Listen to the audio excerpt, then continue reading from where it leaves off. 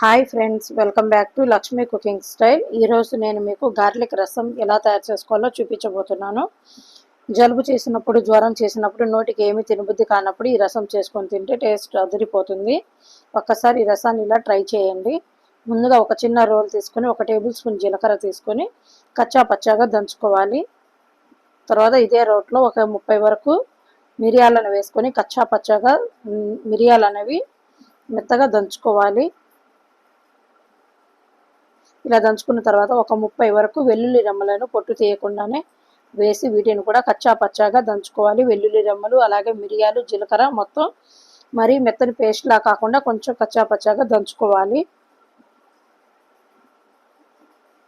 ఇలా దంచుకున్న వెల్లుల్లిపాయలను పక్కన పెట్టుకోవాలి. ఇప్పుడు రసం కోసం ఒక గిన్నె తీసుకొని స్టవ్ ఆన్ చేసుకొని ఒక 2 టేబుల్ స్పూన్ వరకు ఆయిల్ వేసుకోవాలి.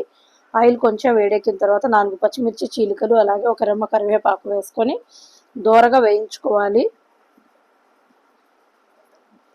కొంచెం వేగిన తర్వాత మనం దంచి పెట్టుకున్న ఈ మిరియాలు, జీలకర్ర, వెల్లుల్లిపాయ పేస్ట్ని వేసుకొని దోరగా వేయించుకోవాలి. మసాలా అనేది మాడకుండా వేయించుకోవాలి. ఫ్లేమ్ని లో ఫ్లేమ్లో పెట్టి వేయించాలి. ఇప్పుడు ఇందులోనే ఒక చిన్న టమాటాని కట్ చేసుకొని వేసుకోవాలి.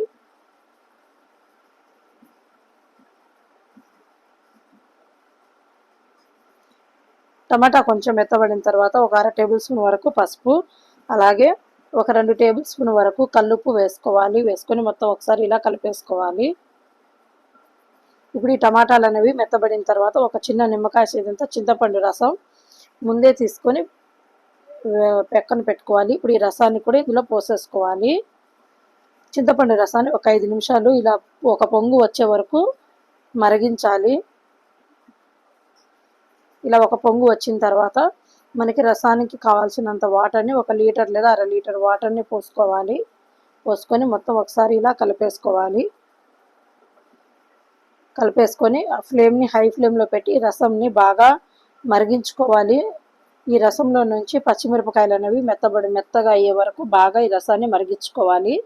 ఇప్పుడు పోపు వేసుకోవాలి. ఒక చిన్న కళాయి తీసుకొని 1 టేబుల్ స్పూన్ ఆయిల్, ఆవాలు, జీలకర్ర, 4 ఎండుమిర్చి అలాగే కచ్చా పచ్చా దంచుకున్న వెల్లుల్లి రెమ్మలు, కొంచెం కరివేపాకు రెమ్మలను వేసుకొని దోరగా వేయించుకోవాలి. పోపు అంతా వేగిన తర్వాత ఫైనల్గా కొంచెం కొత్తిమీరని కూడా కట్ చేసుకొని వేసుకోవాలి. ఇప్పుడు ఈ పోపును తీసుకొచ్చి మరుగుతున్న రసంలో పోసుకోవాలి. ఇప్పుడు మొత్తం ఒకసారి కలిసేలాగా కలుపుకోవాలి. చాలా బాగుంటుందండి రసం అనేది. వేడి అన్నంలో ఈ రసం వేసుకొని తింటే టేస్ట్ అదిరిపోతుంది. ఒక్కసారి ఇలా ట్రై చేయండి. ఈ వీడియో కనుక మీకు నచ్చితే నా ఛానల్ని సబ్స్క్రైబ్ చేయండి, లైక్ చేయండి, షేర్ చేయండి, కామెంట్ చేయండి. Thank you.